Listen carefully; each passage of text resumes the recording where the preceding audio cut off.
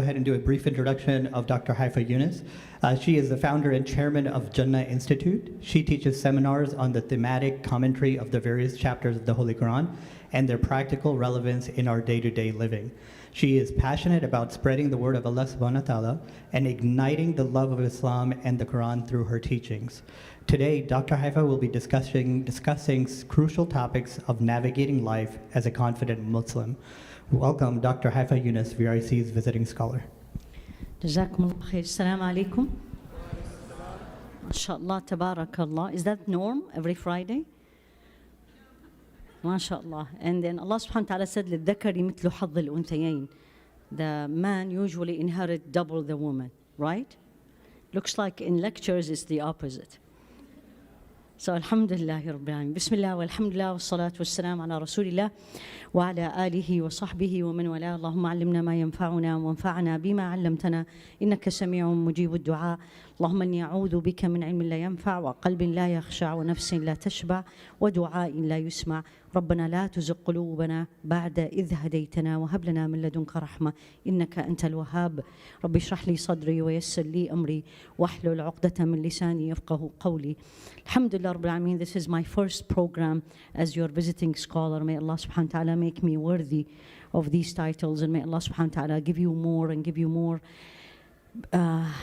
knowledge. And more important than knowledge, as most of you, if not all of you know, is that we walk the talk, as I always say. One of the first statements I learned from my teachers is walk the talk, because we attend a lot of lectures, a lot of programs. You live in a city, you don't know because you live in Dallas, but I live in California.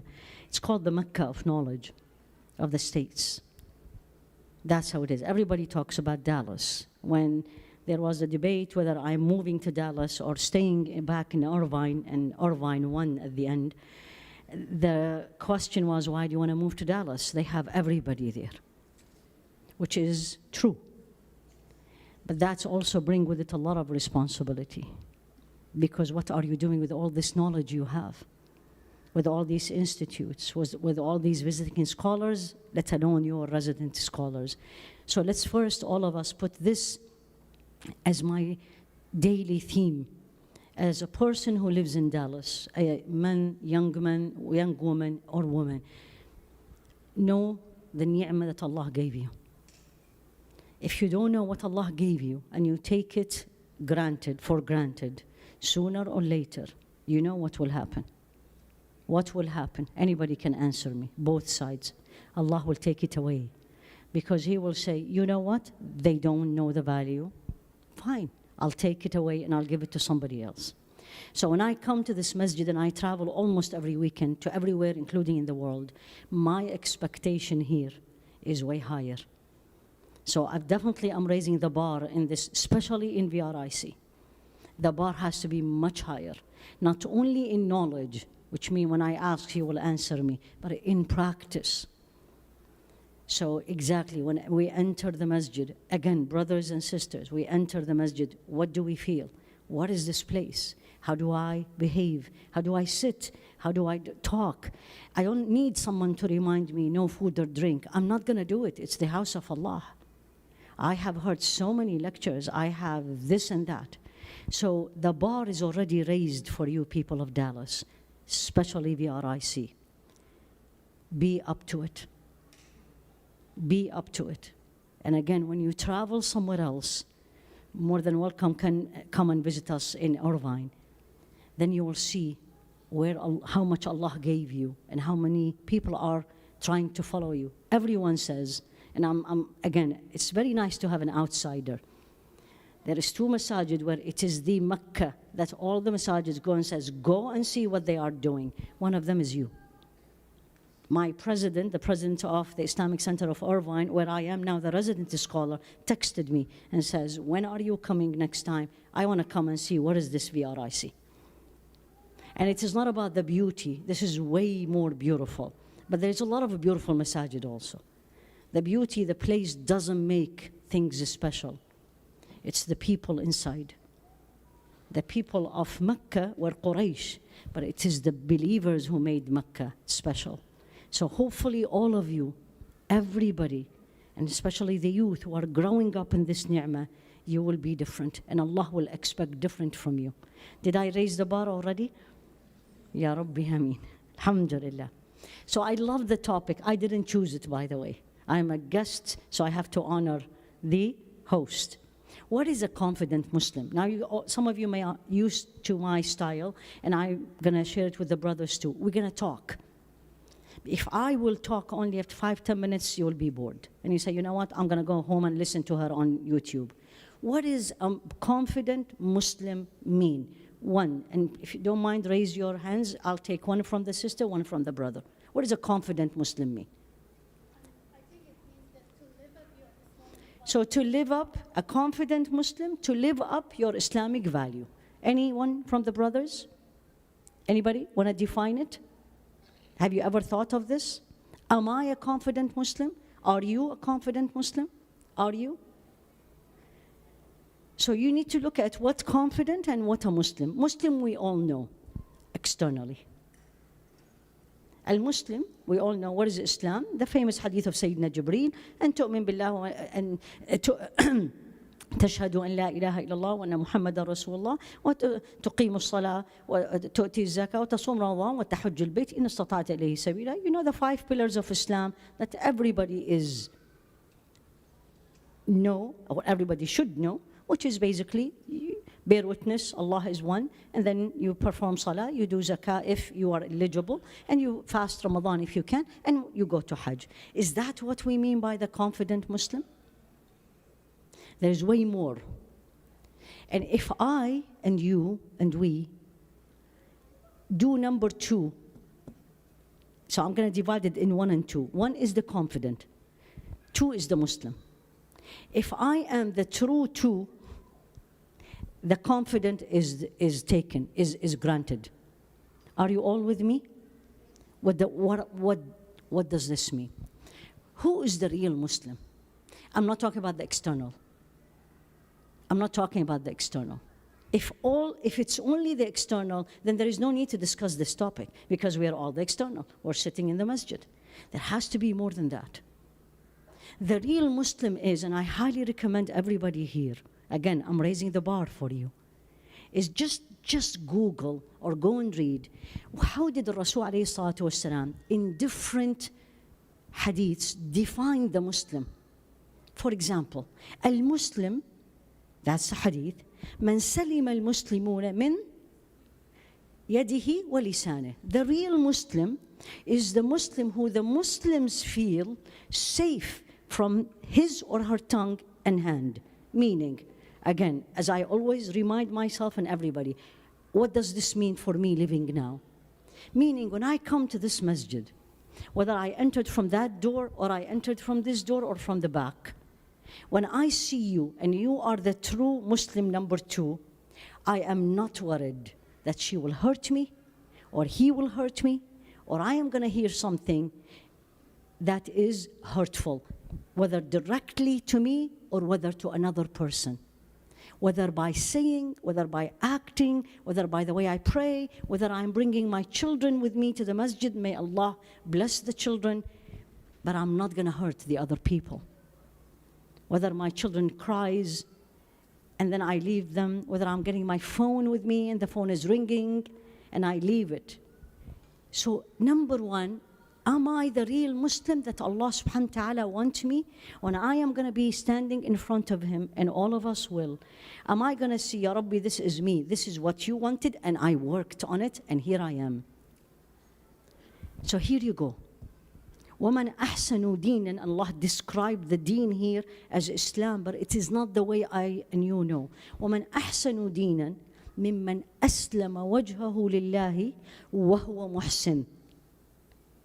Who is better a Muslim than who take Islam as his or her religion?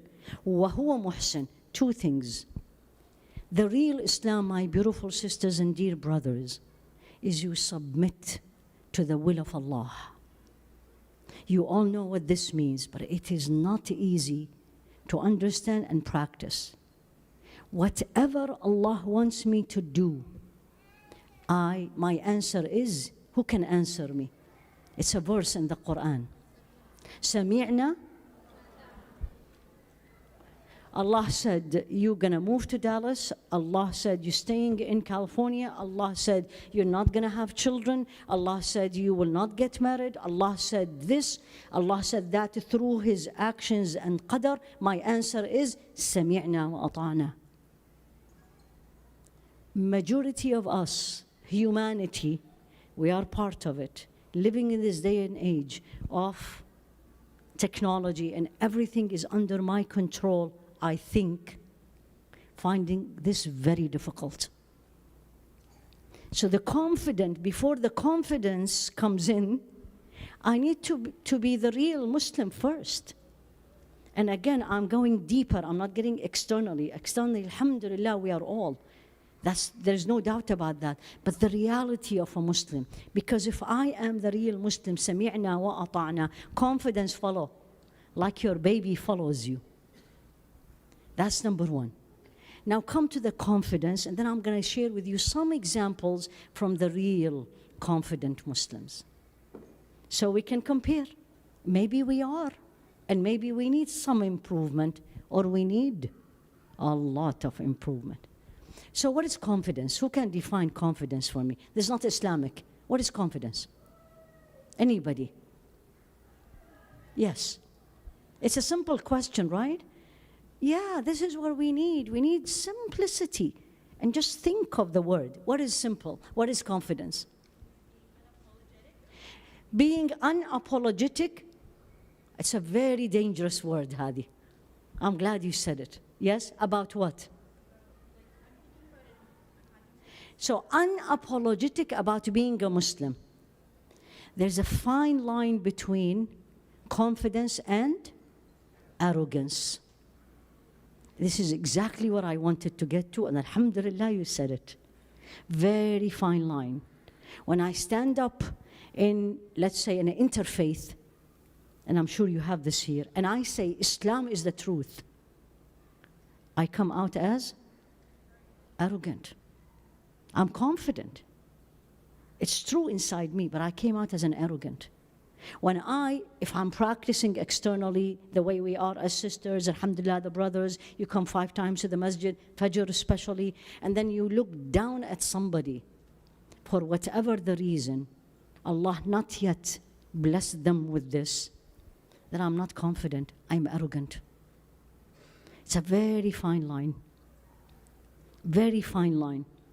And this is sometimes us people of masajid. May Allah make us truly people of masajid. That Allah will look at us on Day of Judgment and says, إِنَّمَا يَعْمُرُ مَسَاجِدَ اللَّهِ. Truly those people who will flourish and build the masjid of Allah subhanahu wa ta'ala. May Allah make us not build only by money and donation, but by presence. So be careful, always ask yourself, am I confident or am I arrogant? I'll give you practical example of a confident Muslim. How many of you, and this is to the brothers, you travel frequently? How many brothers here travel frequently for business, or you live here and family lives somewhere else? Can I see hands? Not, okay, طيب. And how many sisters? Right. Do you pray in the airport? Right? Then you're confident. You're not worried about somebody is looking at you. A lot of people are. Or what they will say. That's confidence. Did you get my point? Confidence is, I know 2 things. I know what I am doing is right, not because it's my opinion, and I studied, and I have this degree and that degree, because he said so. And who's he? I want to hear it. With capital H. And number 2, the most important, that's why I asked about the prayer in the airport or in public places. I am 110% sure He will never let me down. Never let me down. That's confidence. Confidence has nothing to do with other people, what they are doing. It's absolutely related to me. To me. I'll give you one example from the Quran, not about a Muslim. Of course, he's Muslim by the general name of Islam, but he came way before Nabi alayhi salatu wasalam. And that's Sayyidina Sulaiman. Right? Sayyidina Sulaiman, what is the uniqueness about Sayyidina Sulaiman? Who can tell me? He's a prophet, I know, he's a prophet. What is special about him? As a prophet, he was very rich. He made a dua. ربي هب لي ملكا لا ينبغي لأحد من بعدي إنك أنت الوهاب. He made a dua for himself. Anybody wants to be rich, don't go right and left. What kind of a business I'm going to do? What's investment? Go to the source and make the dua of Sayyidina Sulaiman. ربي هب لي ملكا. Ya Allah, give me a sovereignty that nobody after me will have it. And then he didn't say, well, maybe, maybe not. He said, إِنَّكَ أَنْتَ الْوَهَابِ. You are the one who gives without asking, and gives wahaba when you give without people asking and without expecting back. Immediately after he said that, what is the next? Immediately, فَسَخَّرْنَا لَهُ الرِّيحَ تجري بأمره رخاء حيث أصاب. This is in Surah Sad. Immediately Allah used fa. Fa is a letter in the Arabic language, meaning it is happening immediately. ثم, so those of you who know Arabic, ثم meaning it happened, but it's after a while. This one right away. What happened? سخرنا له الريح. The wind follows him. Why? It's not hurricane, no destruction. On the contrary, رخاء حيث أصاب. Wherever he goes, the wind behind him, and then there is a prosperity where he is. When he made the dua to Allah subhanahu wa ta'ala, was he confident? I want to hear it. In what? Raise one person. What was he confident about? Two things. Nothing about him. I did it. I deserve it. He knew Allah is hearing him. اسألوا الله وأنتم موقنون بالإجابة. Make the dua and you are confident. Have certainty that Allah will respond. So number one, he asked Allah something impossible. But he knew Allah is hearing him. And number two, he knows Allah will do it. And number three, and it's a subtle meaning, because he used the name of Allah Al-Wahhab. He didn't put Al-Razzaq. And this is something you all have to learn when you read the Quran. Why this name, Ya Allah? Because when you say Wahaba, when Allah subhanahu wa ta'ala gives something, it's usually related to Allah, doesn't mean you deserve it. It could be you don't deserve it at all, but Allah can give it. The confident Muslim, now back to this day and age, and I'm here speaking to the youth. Anybody here, how many people are in college here?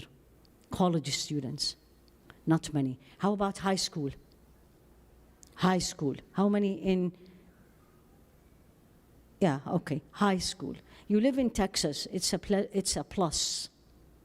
Me coming from California, we have way more challenges than you have. The confident Muslim, they stand up wherever they are, wherever Allah put them, and they know when they are in that choice between practicing Islam physically or saying things pleasing to Allah in the best way versus going with the flow. That is the confident Muslim. I had this last weekend. I was in Minnesota, and a first-year college student came to me and says, Sheikha, the first day in school, in class, her professor looked at all the students and said the following, and she said he was looking at me. She was the only Muslim in that class. That's why I asked who's in college. And he said the following, I want every student in this class to use pronoun. And you know what's pronoun? Yes, everybody? He, his, her, she. And he was looking at her. And he said it 3 times looking at her. Now the confident Muslim is under the radar, under the test. And she came to me and she says, what should I do? This is your confidence, your yaqeen, certainty in Allah is being tested. And I said, the first thing you should turn to Allah al-Wahhab. The first thing the confident Muslim is not what you say and do. It's your relationship with Him. You turn to Him and says, Ya Allah, I don't want to do or say anything that's not pleasing to you. Show me how I'm going to handle this.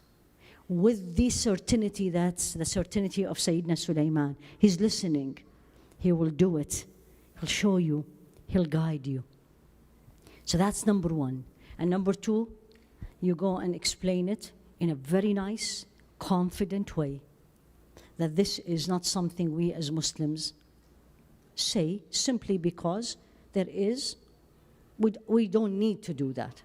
And I went in a lot of details, but that's not the point. The point is, confident Muslim is the Muslim who knows it's the truth, but don't say it, but act by it. Nothing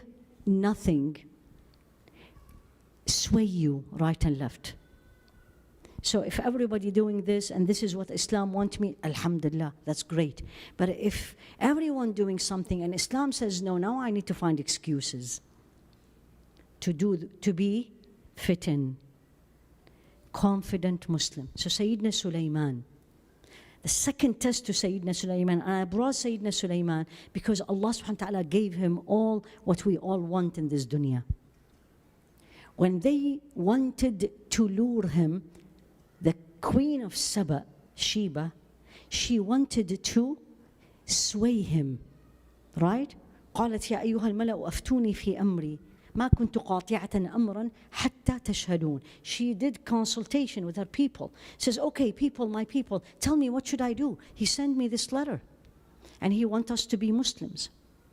And the people said, you decide, you are the leader.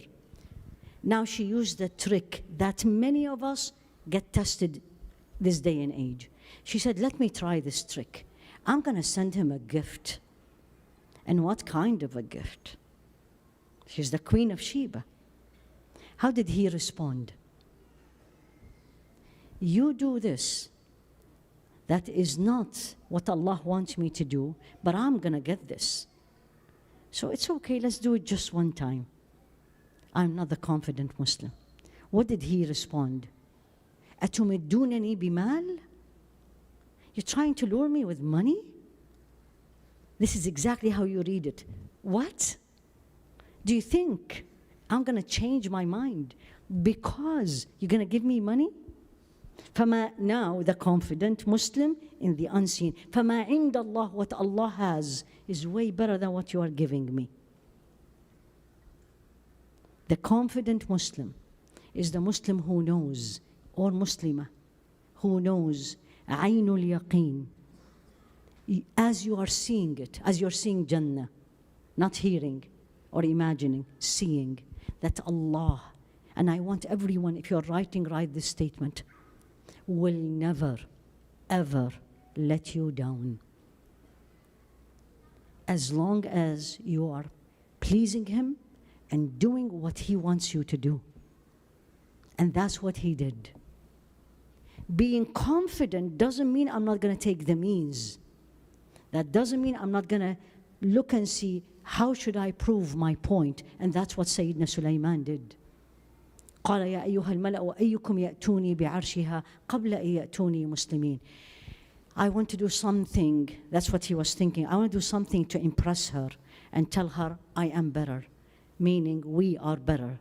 And he looked at his people and started planning. Confident Muslim, when you are in that school, when you are in that job, when you are in that company, don't be shy to say who you are.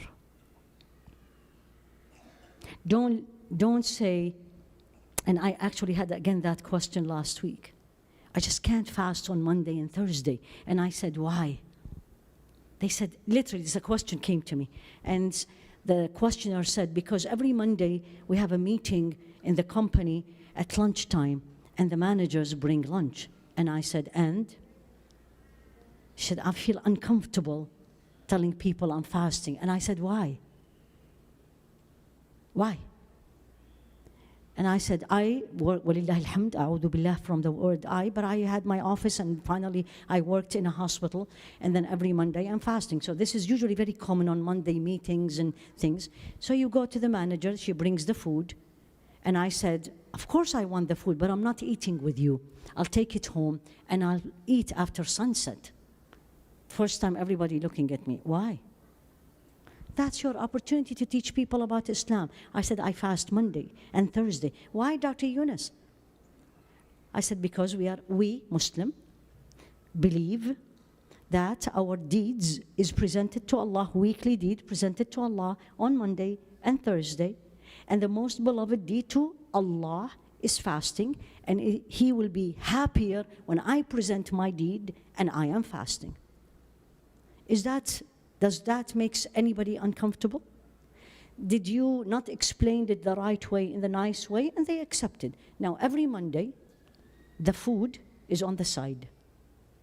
And says, Dr. Younis, your food after sunset. Why? That's a question I'm throwing it to everybody, especially the youth. Why do you want to be like everybody else? Why not everybody else like me? And this is what Sayyidina Umar asked the Rasul alayhi salatu wasalam. You all, I'm sure, know the story. When they went, they call Sulh al-Hudaybiyah, the Hudaybiyah Treaty. So basically, story short, long short, they decided that they are going to Mecca for Umrah, and everybody was wearing the ihram, and they're going. Rasul alayhi salatu wasalam, Sayyidina Abu Bakr, Sayyidina Umar was with them. Right? And then the negotiation, and they prevented them from going to Umrah, and they reached the treaty. If you read the treaty, and I'm sure this was discussed in this masjid, when you read the rules that the Rasul alayhi salatu wasalam signed externally, why? This is putting us down. Nobody could say anything because that's a Rasul alayhi salatu wasalam. Who stood up and asked? Anybody knows? I want to hear it. Sayyidina Umar. And he said the following, confident Muslim. Pay attention. He said, Ya Rasulullah, alasta nabiyullah? Aren't you the Nabi? And he was upset, not for himself, he was upset for the deen. Because if you read it externally, it is an insult to the Muslims. And Rasul alayhi salatu wasalam said, yes. أَلَسْنَا عَلَى الْحَقِّ? Are we not on the right path? He said, yes. Didn't you promise us that you're taking us to Mecca? And then I'll tell you what he said later on in his life. And Rasul alayhi salatu wasalam, he didn't get upset. He didn't tell him, how dare you ask me this question. He said, did I say this year? أَقُلْتُ هَذَا الْعَامِ? And Sayyidina Umar didn't say a word. Later on, he used to make a lot of istighfar to Allah because of the way he asked the Rasul alayhi salatu wasalam. Many lessons from this incident. You ask because you care about this deen, not because you are not confident and you're not sure and why everybody else is not doing it, because you care about this deen. But when you are wrong, this is what I want to come now. When you are wrong, then you need to admit you're wrong. Otherwise, I am arrogant. The confident Muslim or Muslima believe he or she are human beings, and human beings makes mistakes. There's a famous statement or a quote from the 1800s. To err is a human. To err is a human. Sign that you are human is you make mistakes. Even if I and you are the best Muslims, we make mistakes. Rasul alayhi salatu wasalam, those of you who were in the second Jumu'ah, may Allah reward the Khatib, quoted Abasa wa Tawalla. Right? The verse in the Quran where Rasul alayhi salatu wasalam made a mistake. And Allah subhanahu wa ta'ala reprehended him in the Quran, that I and you reading it right now. There's nothing wrong with that. When you make a mistake, you say, I did it, and apologize. Apologize. Don't be defensive. Don't say this and that. Because otherwise you are now moving to arrogance. So if I am reading, let's say the Imam is here, and he made a mistake in the qira'ah, which is very common, right? And someone corrected him. The sign the Imam is confident Muslim, accept it, correct it, finish the salah, and look at the brother and says, Jazakallah khair. Then I'm confident. Because I know who I am and my ability. Did you all get me? The confident is not arrogant, I'm always right. Who are you to teach me? Right? Sayyidina Umar ibn Abdul Aziz. Umar ibn Abdul Aziz, you all know. An entourage from Yemen came to visit him. The leader of the entourage was 10 years old. And Sayyidina Umar was surprised. Yani they didn't find an older person. So he asked him, the 10-year-old, he said, you are their leader? There's a lot of men behind him. He said, yes. The boy, the confident Muslim, now he's in front of Sayyidina Umar ibn Abdul Aziz. So he felt that Sayyidina Umar is asking him because he's too young. What is that? And he said, and Sayyidina Umar was young also, relatively as a leader. So he said to him, is the leader, I'm just paraphrasing, is the leader by age or the leader 10-year-old? Is the leader by age or the leader by qualification? Is that confidence? I want to hear it. Is Sayyidina Umar ibn Abdul Aziz confident or arrogant? Hasha. If a 10-year-old look at you or me and answer this way, how will I take it? 10 years of age. Sayyidina Umar said, by the meaning again, by qualification. You know what the 10-year-old answered? He said, that's why you are the leader of the believers and you are not the oldest one. Is that confidence? That's what we need. What we need, as al-hujja al-baligha, as Allah said it, فَلِلَّهِ الْحُجَّةُ الْبَالِغَةُ. We all need to be proud without arrogance, confident without arrogance, believe in what we believe truly without being arrogant. And I'm focusing on arrogance because I see it. And may Allah protect me, number one, and all of us.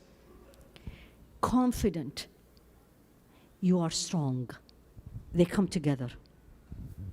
And you live by this hadith of Rasul alayhi salatu wasalam. Al-mu'min al-qawi khayrun wa ahabbu ila Allah min al-mu'min al-da'if. The strong believer, more beloved and more preferred to Allah than the weak believer. وفي كل خير, but both there is goodness in them. Sign of strength is not being loud.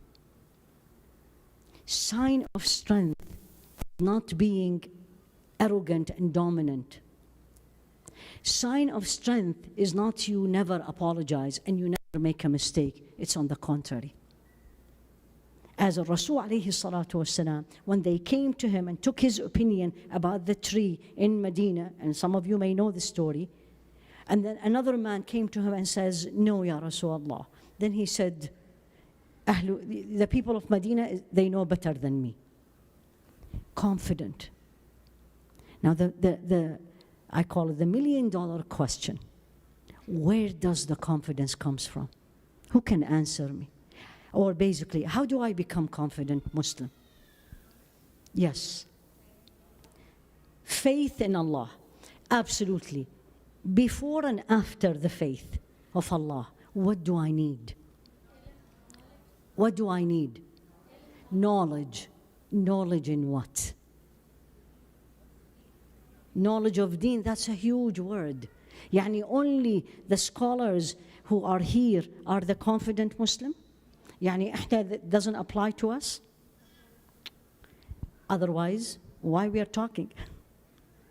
What kind of knowledge that every Muslim and Muslimah need to know, number one, before even salah and siyam and everything.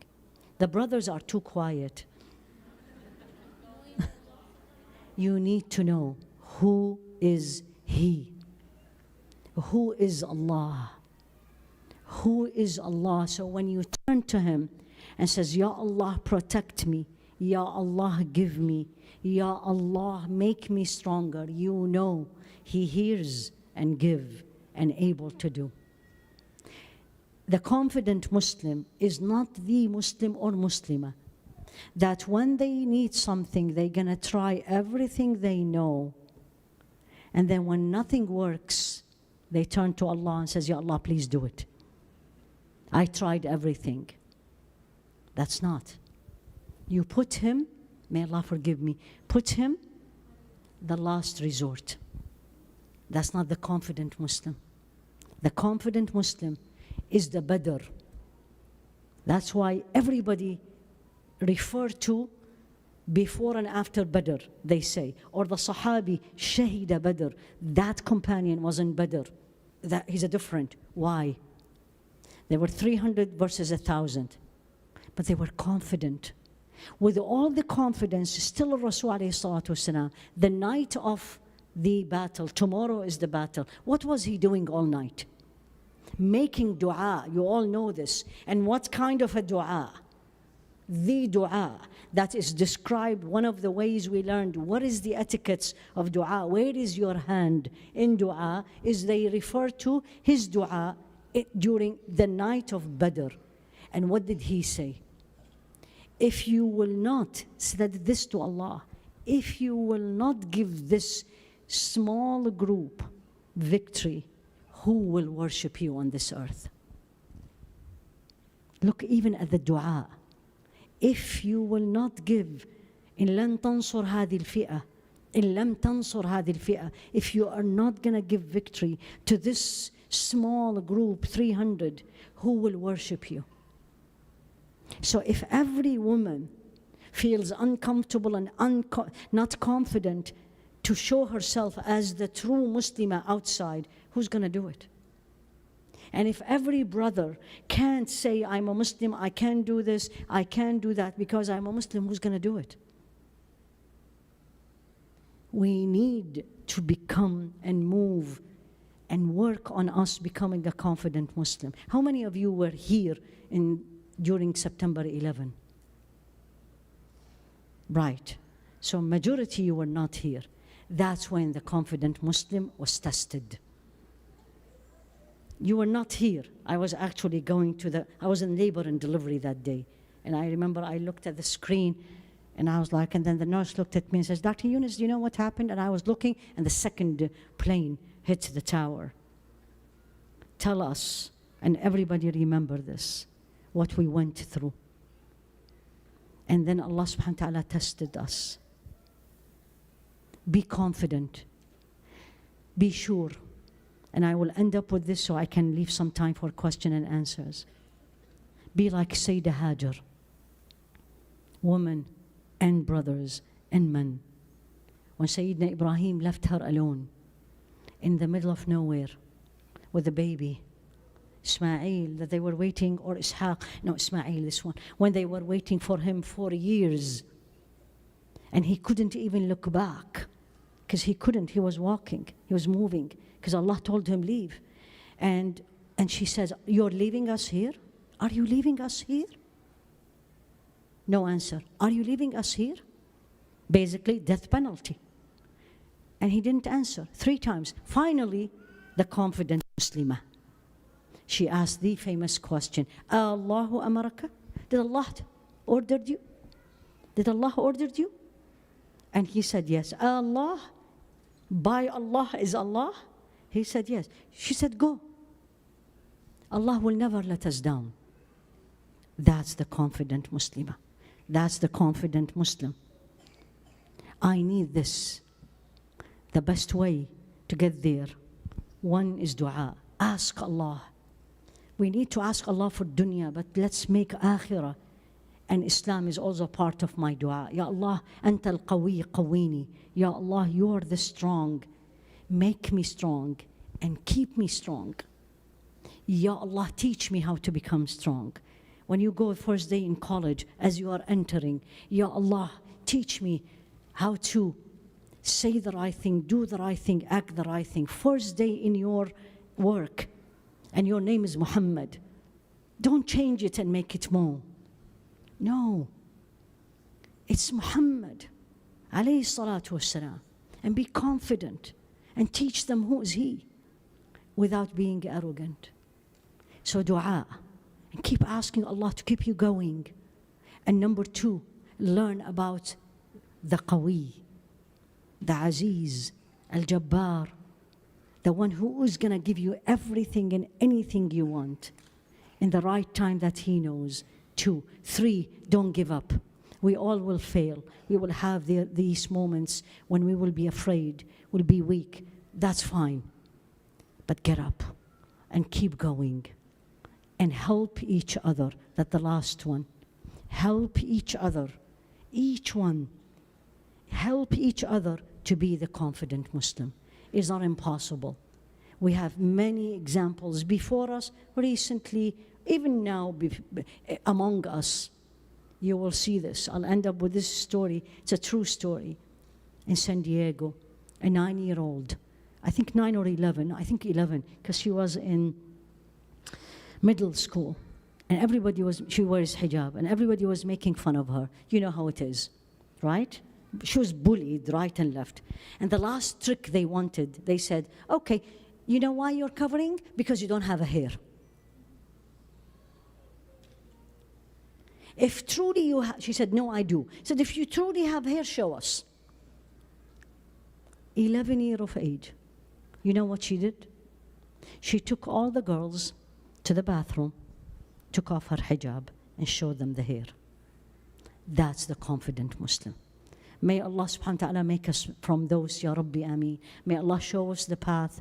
May Allah keep us going. May Allah forgive our shortcomings. May Allah help us to get up when we fail. And He knows the struggles we go through. Subhanakallahumma wa bihamdik. Ashhadu an la ilaha illa ant. Astaghfiruka wa atubu ilayk. Sallallahu ala Sayyidina Muhammad wa ala alihi wa ashabi tasliman kathira. Any questions? Yes, please. Wa alaikum assalam. Do we have another mic?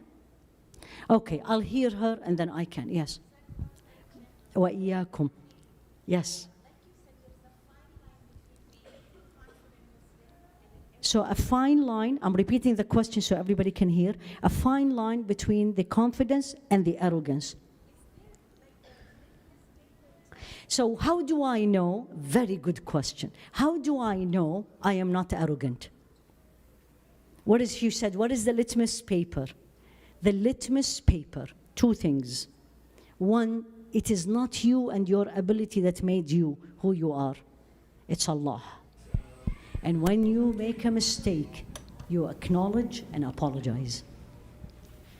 That's why the dua, when somebody prays you publicly, the summary of it, Ya Allah, make me better than what people think of me and forgive what they don't know about me. When you say forgive what they don't know about me, you're acknowledging that you make mistakes. And always, always ask Allah to save you from being arrogant. أعوذ بك من العجز والكسل. You know the hadith, the dua, and then ومن سوء الكبر. سوء الكبر, either kibr, arrogance, or سوء الكبر, being older. And this is one of the adhkar we do in the morning and in the evening, especially when Allah gives you things. We live in an age of social media and followers and influencers and all this, especially when Allah tests you with this. Don't forget you're a human being. As the famous poem in Arabic said, وَكُلُّ مَا فَوْقَ التُّرَابِ turabu. And everything above the dust is a dust. So may Allah make it easy. Any question from the brothers? Okay. Any other question? Yes, please. Yes.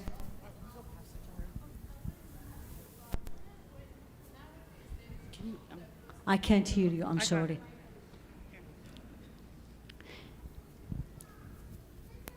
My question is, nowadays there is a group of people that can go to Umrah together. Back in the days, I knew that you have to go with your brother, your husband. Okay, I'm not going to take any fiqh question. The most common question I get is this one. As if we women have no other issues other than this. Honestly, put your priorities, people. We have our children leaving Islam. We have our people struggling with practicing. We have the children going to school and they are faced with right and left. We have drugs pandemic in this country, fentanyl, death. Focus on the most important things. I'm not saying this is not important, but this is not a priority. This is not a priority. If you would sit down with the youth, I never got this question. I give class to the youth every Thursday. I never get this question. What do I get? The commonest question from the youth: how do I fit in? How do I fit in? What do I do with bullying? How do I stay strong? Focus on this. That's what we need. Those, the generation, 20 years from now, most of us will not be here. Those will be the leaders. Are they going to be like you here? Is she going to be like you here? Or the dunya and the others pulled them? Focus on that. I'm not saying it's not important, but it's not a priority, especially in a family night. It is not. Any other question? Sister Haifaa. Yes, please. Can we... Actually, I'm here. Oh, can we take from the Oh, brother? yes. Jazakumullah khair. It's okay. Just to be fair.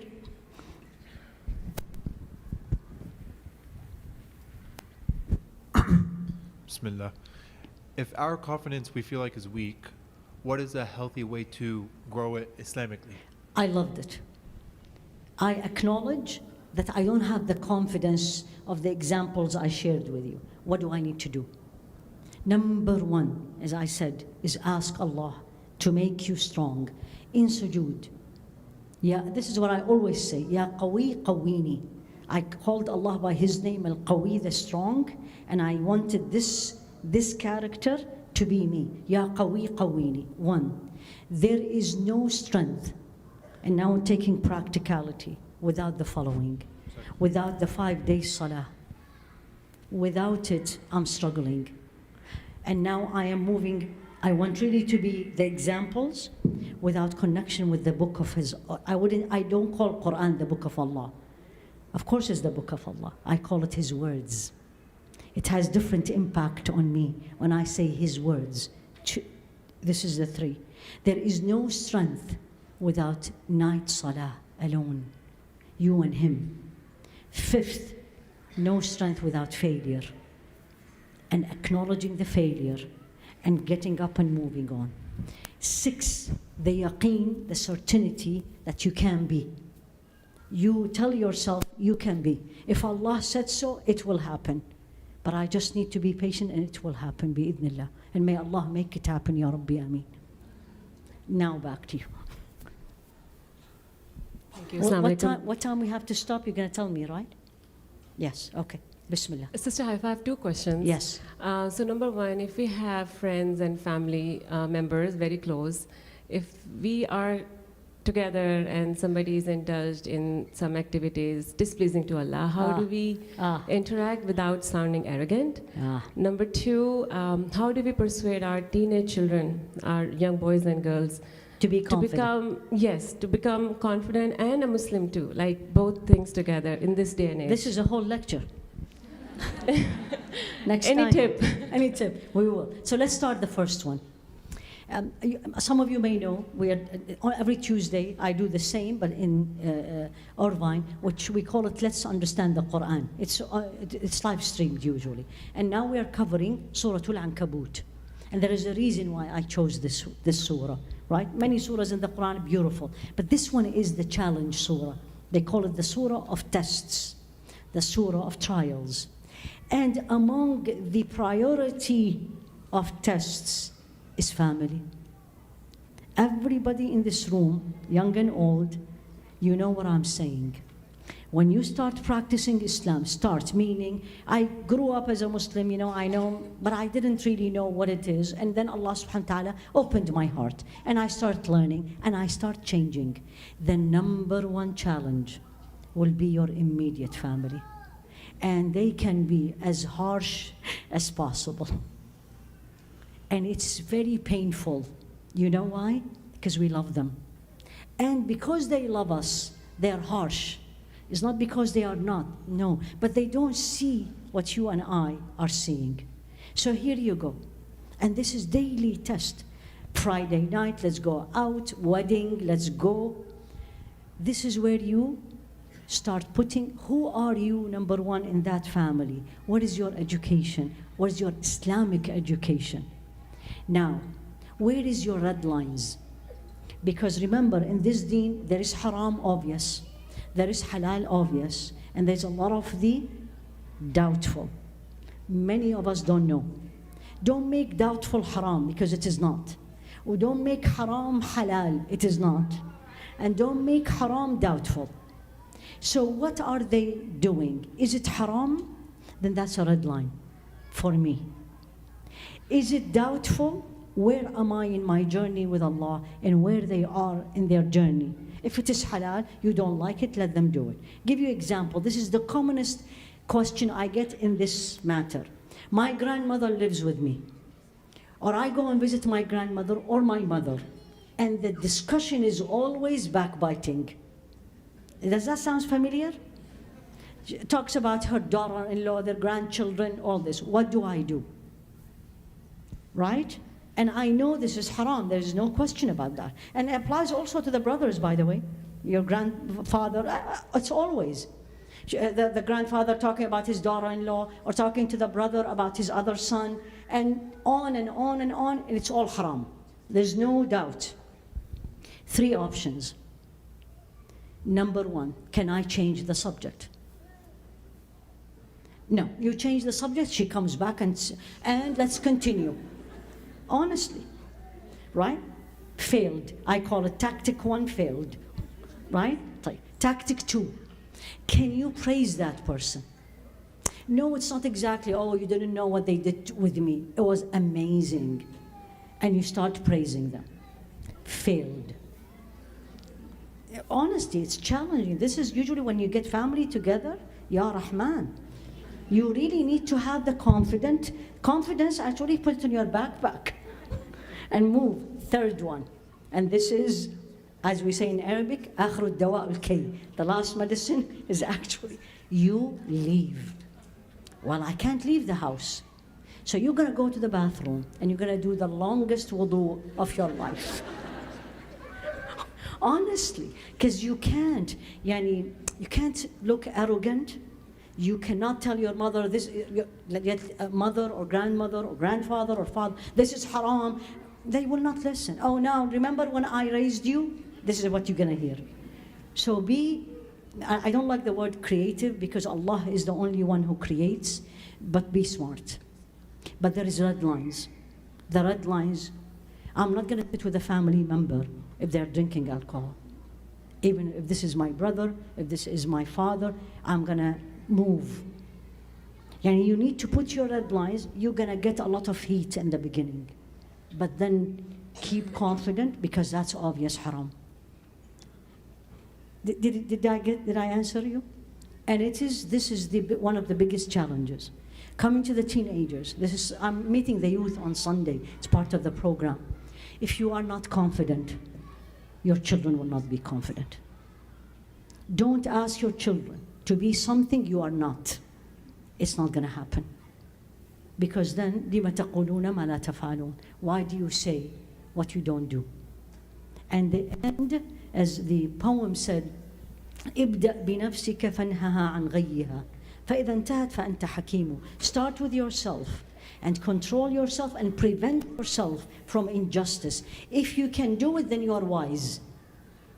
هناك يسمع ما تقول ويقتدى بك وينفع التعليم. At this point, when you practice what you preach, people will listen to you and teaching will bring fruits. I can't change my teenagers if I am not. That's one. Don't start teaching them or practicing them at age 14 and 15. Where were you? Where were you when they were 2 and 3 and 10 and 12?